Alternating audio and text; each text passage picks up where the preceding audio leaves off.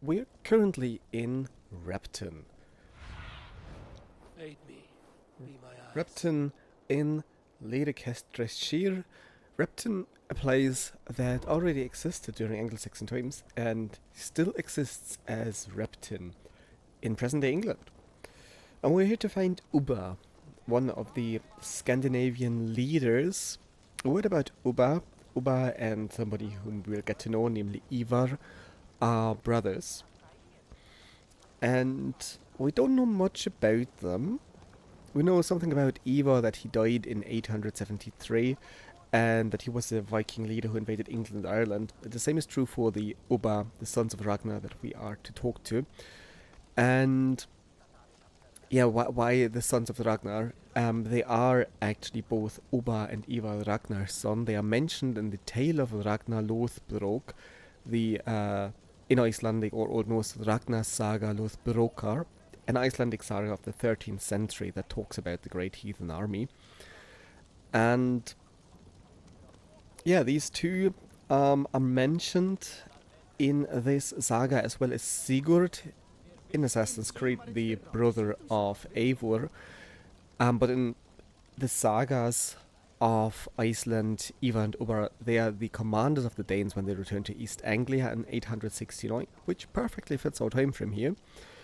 And they are also named as the executioners of the East Anglian king, Edmund the Martyr, whom we find mentioned in Edmund's Hope.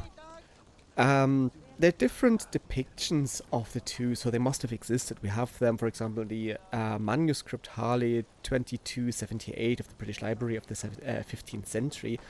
So the two brothers have existed, but much about them is just myth. We don't know much about it. Still, the names as Ivar and Ubba Ragnarsson, they're part of the Scandinavian British history, one could say. Some of us are staying behind as I hear it. Half the army's Yep. already in Tamworth, and we've now got And yep. help from the south. It's our lot to look after this. What we place also have here is the Viking longboards. And also, this is historically proven. They had the huge advantage that they could navigate through shallow waters, so the Vikings could actually use their longboats, as we see here, to navigate through rivers, and so they couldn't only land on shore, but also, as we see there, get via the rivers into the land and use basically rivers to stage their attacks. Quite a tactical advantage. And here's somebody who wants to talk.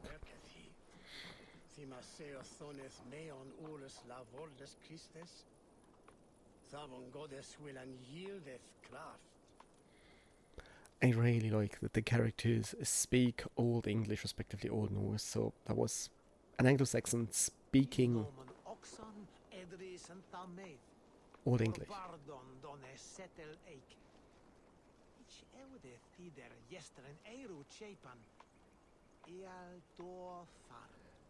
That's such a cool detail.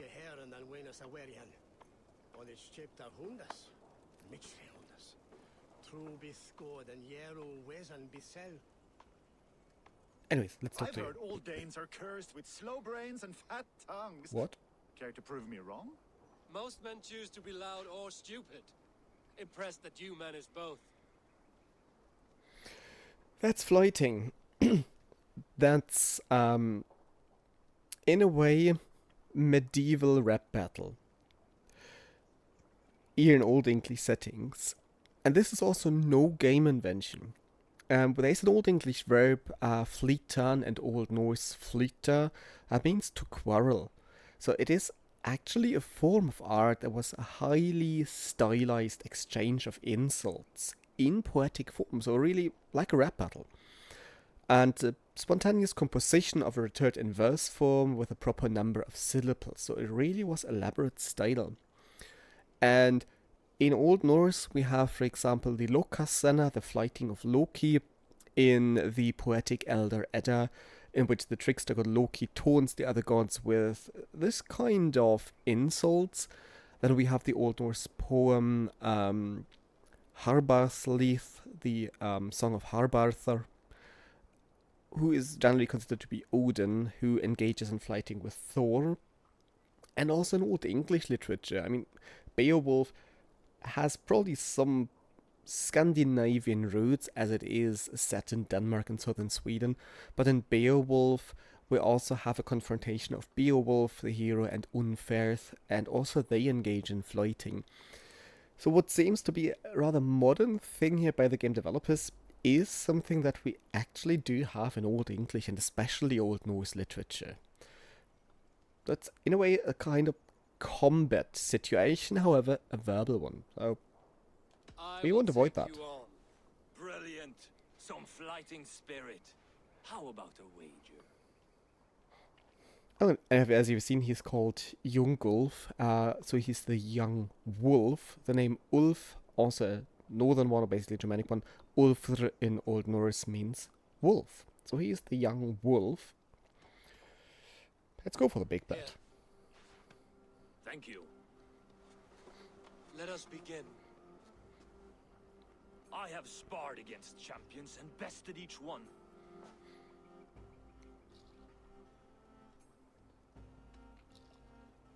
So it has to fit in rhyme, as you see, end rhyme, so not really Germanic, and in topic.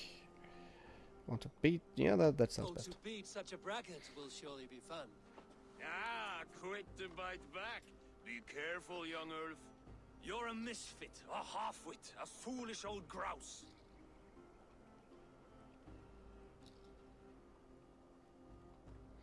You see, the second one doesn't rhyme, that can't be it.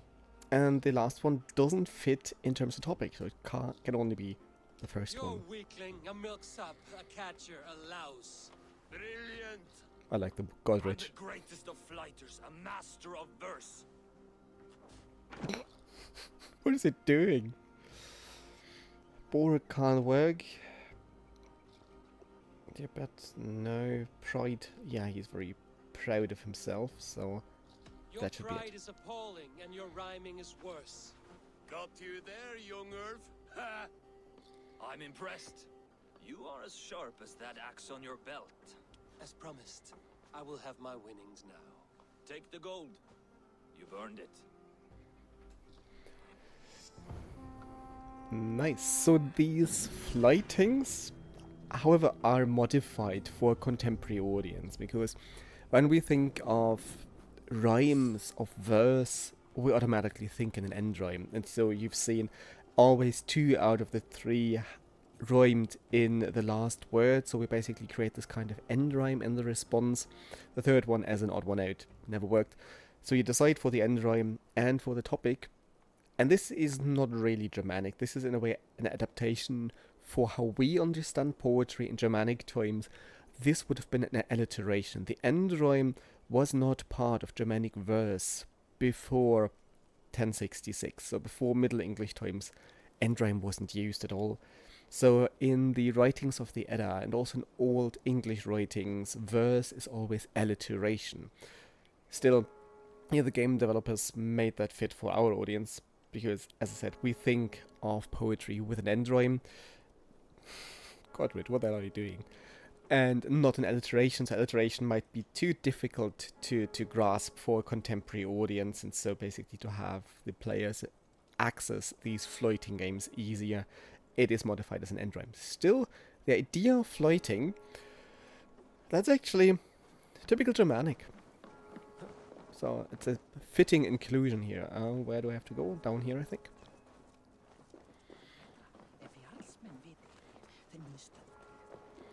What I also nicely see is that the Germanic tribes always used wood as building materials. You see, everything here is constructed from wood. There is no stone building, and also that is, in a way, what we can assume of Germanic architecture. Bring the men to the gates of Tamworth. We'll flood the fields, and Burgred shall weep at the sight of what the future holds for this kingdom. Oh, here we have Ulba, one of the Ragnar's sons. Uba Ragnarsson, one of the leaders of the great heathen army. So what do you want? Eivor, is your axe sharpened? I'm ready for the spear din. And the thunder of shields, yes. It's good to have you with us. To fight beside such legends is an honor. I've only heard tales of your conquests. Now I get to live them. We'll weave our sagas together, thread upon thread. Come on, boy. We'll forge a man from your softness, hammered on the anvil of One does war. not need to fight to be Move! Move! Calm, Ivar. The fight's not here. Aye. The fight is nowhere to be found in this boy. A boy who happens to be Ceolwulf's son. Why is he not in his quarters? Our future king wants a battle-hardened heir. Time he proves his worth, don't you think? So here we have the two brothers, Ivar Ragnarsson, also called Ivar the Boneless, who, according to legend, died in 873, so after this Viking conquest, and his brother Ubba. Yeah, the Ragnarssons. And, well, there was the introduction of this young guy, Ceolbert. He, also someone whom you encounter regularly in the story and frequently in the story.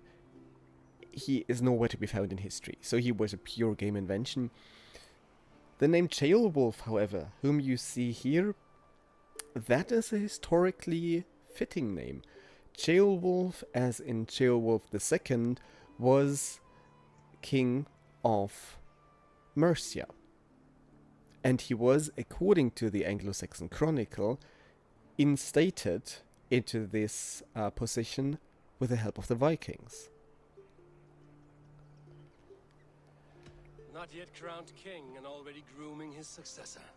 That shows some boldness. Right. And bold kings need bolder sons. Ivar! He comes with us. And should anything happen to this little sprout, I will bear the punishment our future king inflicts. He'll want to remove your head. Haha, you hear that, boy? You die, and I'll have to kill your father too. Typical display, as we expect the Vikings to be, rather bloodthirsty. Ride to Tamworth.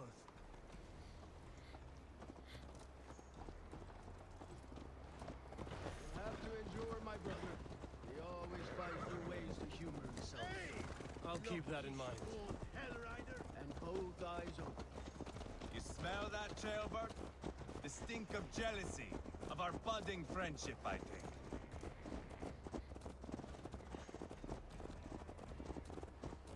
What is Ceolwulf's son doing in Repton at all? It's Ceolwulf's way of proving his loyalty. And there's no safer place for a traitor and his son in the middle of a pack of Danes.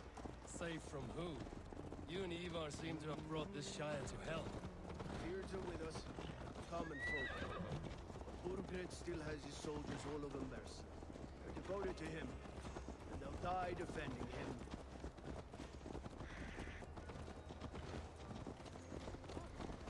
Your voice, Eivor.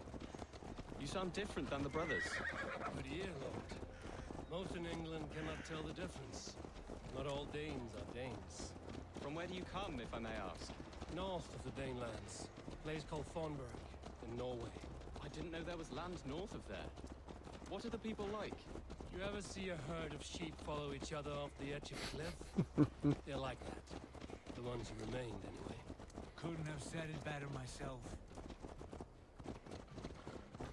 Oh, we also have Sigurd with us, who Was it is... a mass exodus from Norway, then?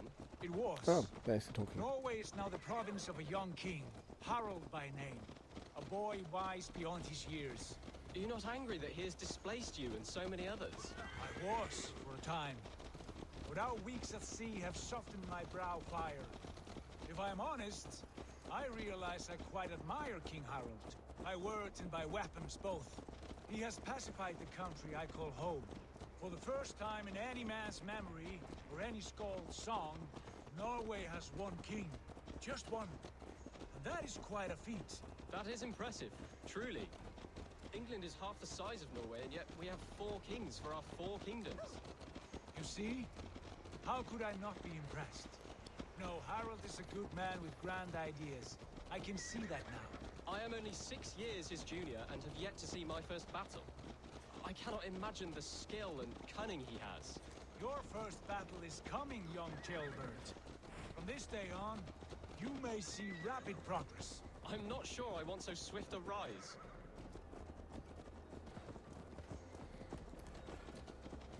Okay, have they finished In talking? truth, No, children, of course not. it is my father who bears the heaviest weight of my anger, not King Harold. My father gifted my birthright to Harold without my consent or knowledge, as easily as if he might hand over a barrel of meat. It was not merely a deception, it was a betrayal of trust, the prick of which still stings me. Be it a blessing or a curse, family is always first. A good line, boy.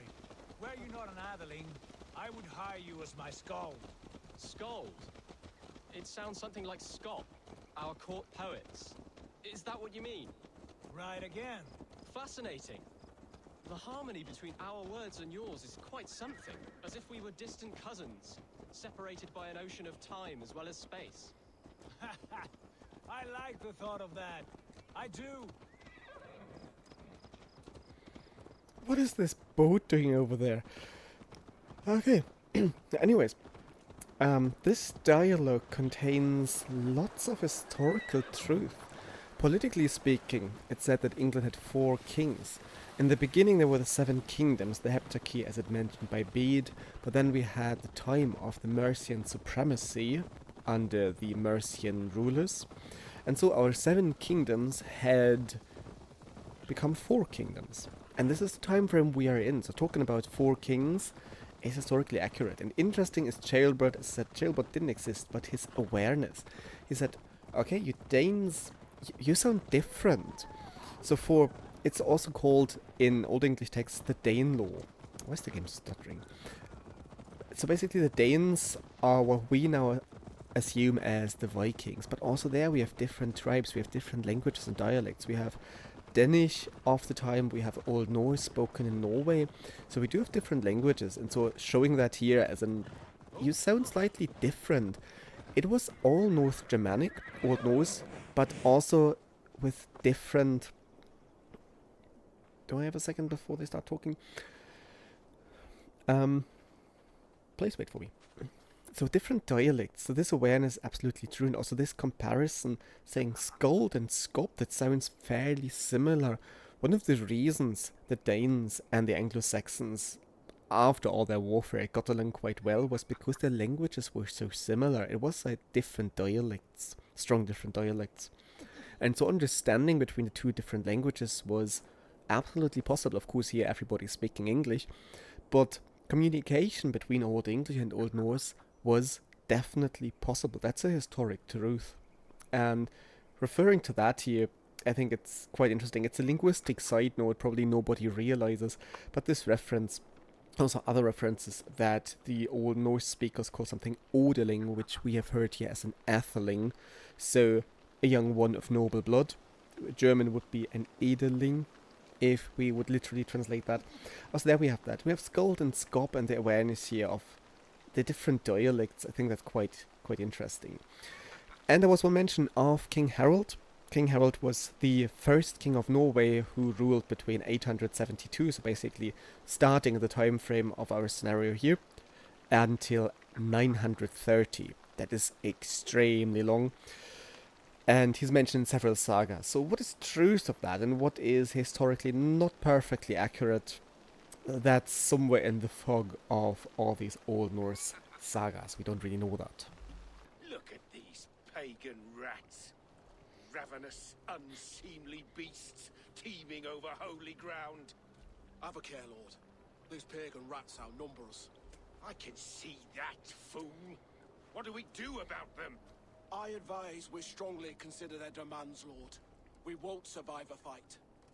Is that you, Leofrid? How quickly you recover! I'm beginning to wonder if it is a man or a god beneath all that armor. A man of God stands before you, Ivar. Proud and resolute. That's Burgred's war thane. Killed a dozen of our men in an ambush along the River Trent. It was Ivar's axe that stopped him. That is a poor description of a perfect 30-yard toss. Enough jawing, heathens! Speak your piece! We've come for your crown, Lord. With or without your head attached. I admire your ambition, pagan. But what you ask is impossible. No Dane ever has or ever will occupy Mercia's sacred throne. Well, don't be so certain. The one next to us is Sigurd, who is, as mentioned before, also mentioned in the tales of the Ragnarssons. And Sigurd has the byname Snake in the Eye. And yeah, here it's basically our brother. Historically, he's also mentioned in the sagas as one of the Danish or Norse altogether leaders of the army. So also he was, yet fogged in mystery and myth, a historical figure. Yeah, and we have Ceolwulf.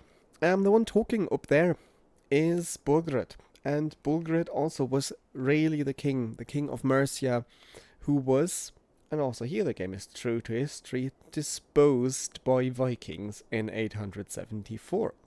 This is what the Anglo-Saxon Chronicle explicitly tells us. So what we have the scenario here, Vikings against Burgred, that's true to history. And the successor of Burgred is the one here in the answer, namely Ceolwulf II, who was instated by Vikings. The Anglo-Saxon Chronicle refers to him as an unwise king's thane, but he might have had noble blood. It might have to do with the Anglo-Saxon Chronicle being politically initiated by King Alfred of Wessex. Ceolwulf's immediate ancestry is unknown. He's supposed to be a descendant of Ceolwulf I, and Ceolbert as his son, he's historically not proven. There was a Ceolbert as a Mercian bishop, but that's the only historical source where this name appears. So Ceolbert, the one who had all this linguistic awareness, he didn't exist. Ceolwulf, however, Not to worry. he did. We have a Mercian of our own. Ceolwulf, you mean? When I'm done with you lot, I'll execute that foolish thing for treason. You won't. My king, may I suggest a more measured approach to this? I grow weary of this palaver. You have trampled our lands, toppled our monuments. We've given you silver, fed your people. And yet in spite of all this, your encroachment on my kingdom continues. No more! We will die defending what is ours, whatsoever the cost. If you want my crown, Uber Ragnarsson, you must pry it from the hands of my bloodless corpse. Man the walls!